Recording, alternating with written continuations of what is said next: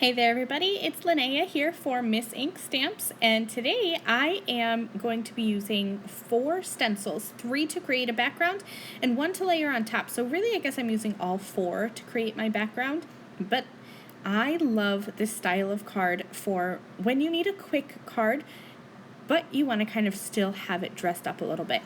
So I'm going to start by using 3 stencils, Starry Night, Sparkles, and Snowfall, to create a background. So I'm starting here with the Starry Night stencil, and I'm going to ink blend some yellow ink on top. Now I'm being very thoughtful with my ink colors and type because I have an idea in my head. I want to use those 3 stencils to create a background, and then I want to use the Rainbow Builder stamp set, or stencil set rather, on top. And so I want to be able to layer inks over top of inks without having them blend together. So I'm careful to use a hybrid ink. I don't want to use a dye ink or a distress ink or a distress oxide ink because those inks aren't really going to layer on top very well. The oxides might do the trick, but I think these hybrid inks would do a better job, and they really do in the end. So now I'm going in with the Sparkles stencil, and I'm using a kind of a tealish color ink, and I'm blending over that, and you're going to see how this blends over top of those stars. Now you could definitely leave this like this. I think it looks great, but I wanted to bring in one more stencil, and so I'm bringing in that Snowfall stencil and a kind of hot pink ink, and I'm blending over the top here, and this is going to complete my background. I think it would be really fun to just have this as a set background, even without those extra snowfall pieces on top. It kind of looks a little bit busy, but that's okay. I'm going to be covering most of it up anyway.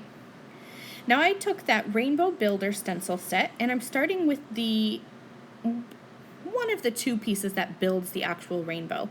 And I'm using a dark purple ink, and you're going to see, because this is a hybrid ink, it's going to layer over top of all those inks that I put into the background. So you're not going to see those inks come through, whereas if I use dye inks, the inks might blend together rather than layer on top of each other.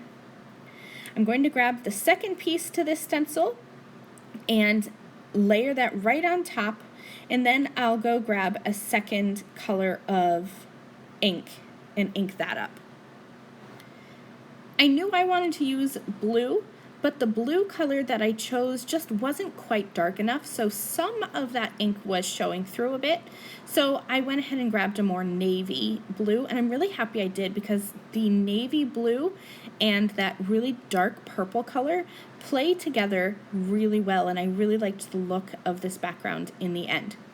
So I'm just going to finish up blending there, and then I'm going to give this a quick wipe. Because there's a lot of ink still sitting on top of that stencil, I just didn't want to transfer any of that onto my background. When I peel this back, check that out. Such a fun background because I layered together those 3 stencils in the background, and then I used that Rainbow Builder on top. Now this is an optional step, but I love this third piece to the Rainbow Builder stencil set, where you can add some fun details. And I thought about doing this with another color of ink, but I really wanted it to stand out, so I decided to use some gold glitz glitter gel. And you're going to see here that I made a mistake. Every time I use this stencil set, I mean to mask off that heart that's in the center there, and every time I forget. But you'll see in the end how I kind of cover that up. I'm definitely not going to throw away this panel. It turned out gorgeous, and even though it was quick, I'm not one to throw away a panel and start over. I find a way to work with my mistakes. So yes, I have that heart in the center there, but I'm going to show you how to fix that. And usually when I make mistakes, I just cover them up, and that's what we're going to do today. The only stamp set I'm using on this card is the Sunshine and Rainbow sentiment set, and so I stamped my sentiment onto a white strip of cardstock using black ink, and then I cut a piece of hot pink cardstock, and I'm going to layer these together just so that I have a small bit of that hot pink peeking out the bottom. I wanted this to kind of be like a drop shadow and not really a frame.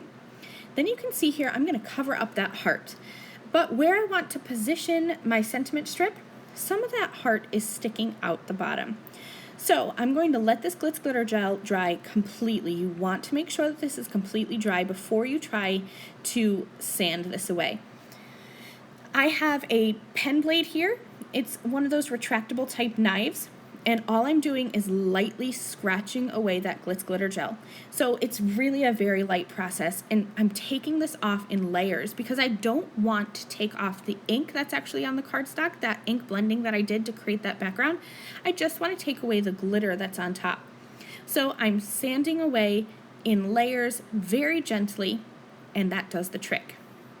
I matted my stenciled piece. I cut that down just a little bit, matted that onto some hot pink cardstock, and then I took that sentiment strip and mounted that onto foam, and I'm going to put that sentiment strip right across the bottom part of my card.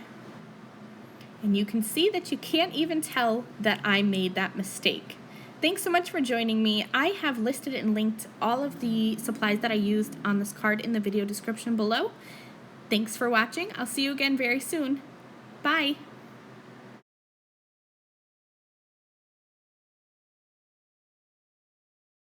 Thank you again very much for watching this video. If you liked this video and you'd like to see more from me, please hit that subscribe button that is on the screen now. And here are a few other videos that I thought you might enjoy.